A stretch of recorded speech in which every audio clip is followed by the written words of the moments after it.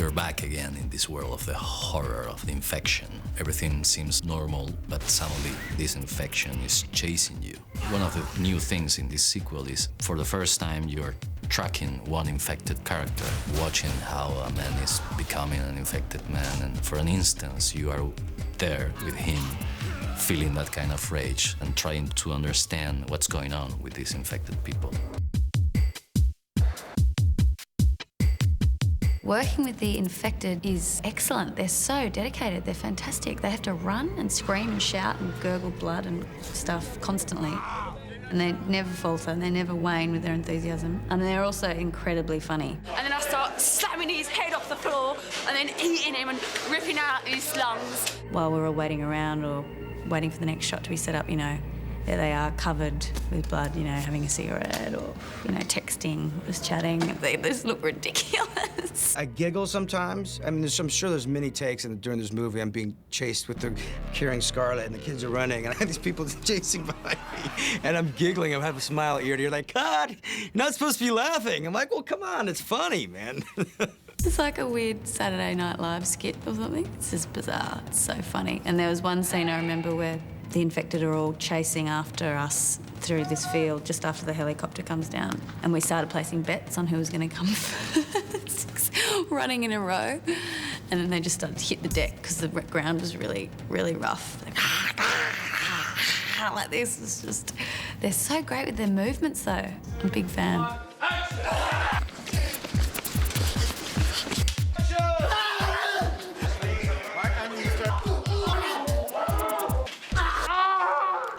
One of the main zombies, he's a movement coach as well. I think he was a ballet dancer. He's certainly a dancer, and it's quite beautiful, the choreography. You know, it's not just a bunch of people running and going blur at you with lots of blood. It's very carefully choreographed.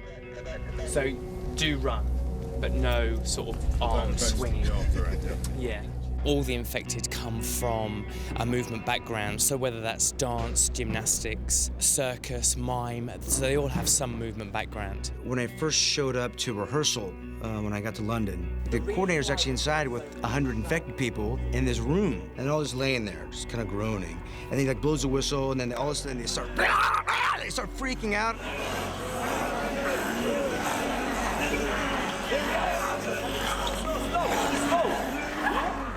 We chose a large group to be infected, and it went to workshops to get them all up to speed with the infection and the movement and what's behind the infection and where it comes from, and so everyone understood, you know, what they were playing and portraying. We are human, but we are infected with 100% rage.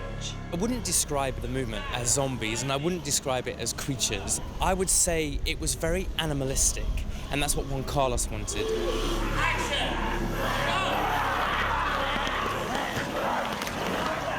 In the first film, there was a certain scene towards the end of the film where one of the soldiers is chained up and is very animalistic, sort of dog-like, almost sort of like a savage Rottweiler or something like that. And that's what he really wanted, and that's how he wanted all the infected to be. Rage. Juan Carlos has mentioned, you know, he wanted the sound to be very like a human growl. Now, obviously, that's interpreted in a lot of different ways, which is great, because then you get those different sounds coming from people. And obviously, I'm there to make sure everyone understands the same way, so everyone thinks the same, but has their individual elements to it.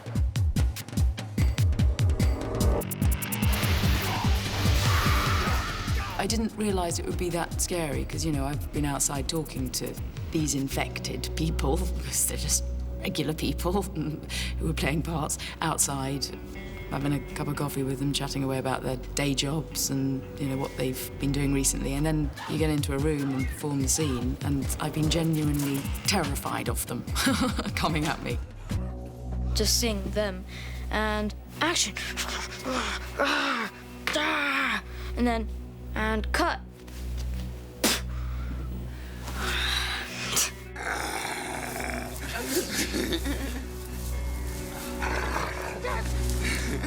I like watching them being made up and everything. It's just so much blood, and it's scary, especially when you're running away from them. Obviously, when they're all made up and in costume, it doesn't seem real, but when you're actually doing it and they're behind you and making the noises, it's really shocking. It's scary stuff.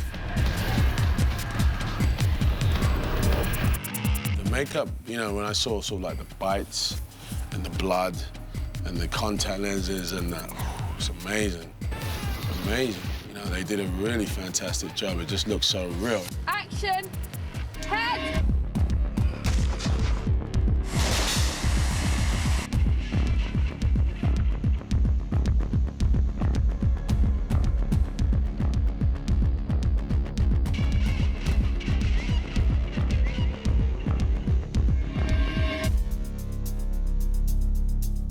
The costumes that the infected have, we just dyed them, broke them down and made them dirty to try and explain, you know, thinking how far they might have had to fight or run or sweat. So we use glycerine for sweat and, you know, spray them all down. Then we just sort of worked with different types of blood. We'll put a thick, dark, black colour on, and then we put some nice fresh red around the neck, so, you know, from where they've thrown up or bitten or been in a fight. So we just build up the layers of it.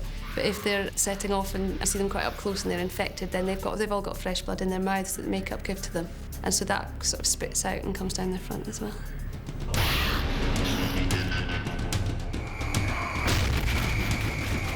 Playing an infected person was, I wasn't really looking forward to it, to be honest, because I know that it's difficult, you know, with contact lenses and covered in blood and stuff like that. So you're kind of aware that from the outside that it looks great, you know, but when you're actually doing it, it's hard work, you know.